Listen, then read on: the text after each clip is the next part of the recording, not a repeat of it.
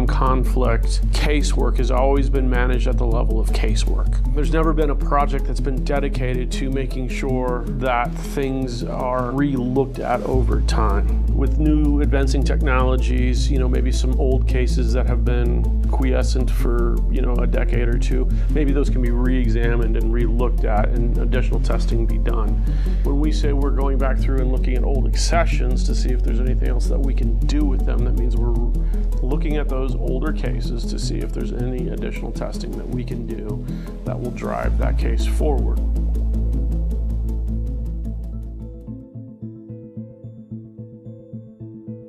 So AFTIL, our partner under the AFME's umbrella, the Armed Forces DNA Identification Laboratory, has made increases in their technological ability to extract DNA information out of smaller and smaller and smaller little tiny pieces of bone. 20 years ago, when I first started here, we used to have to send an 8-gram piece of bone, a sample about this big. Now we can take something that's the size of my fingernail, and we can send that instead. And we'll get the same quality of data out of those two similar samples. Second main area of innovation is isotope testing. So essentially, when a sample is nominated for isotope testing, a sample being a skeletal element, in this case from the VWIP project, collagen, the protein in our bones, it records what we're eating. And we Americans eat a lot of corn and sugarcane. And that's really helpful in isotope testing because many other populations around the globe do not eat that much corn and sugarcane. So we can essentially use it to maximize our DNA testing queue.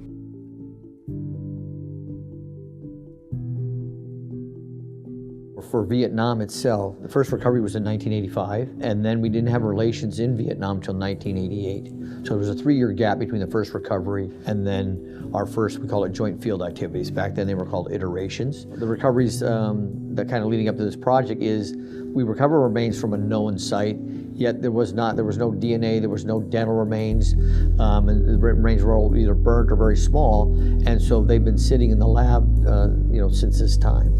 Well, the hardest part is that we went to the right site, we got possible human remains, and yet the lab's unable to identify them. So now we're saying, hey, wait a minute, we, the Vietnam War, have hundreds of remains that aren't moving forward, and that's what we're trying to do, is move those 170 forward.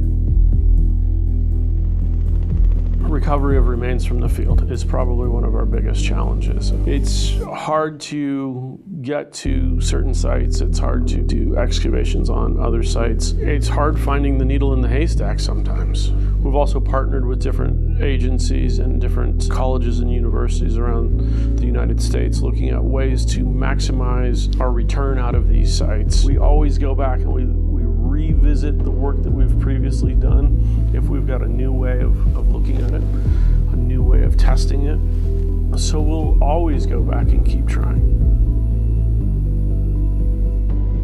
Each case affects you, in some way, shape, or form. Every time that you talk to a family and say, we've done our bit to bring your loved one home, that affects you. But it's not just a single moment in time, it's all of them. That's kind of the big point to this project is we're not giving up, and we'll continue to advance, and we'll continue to find ways to make those identifications.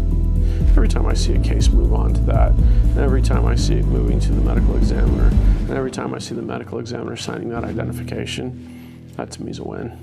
And every win I'll take.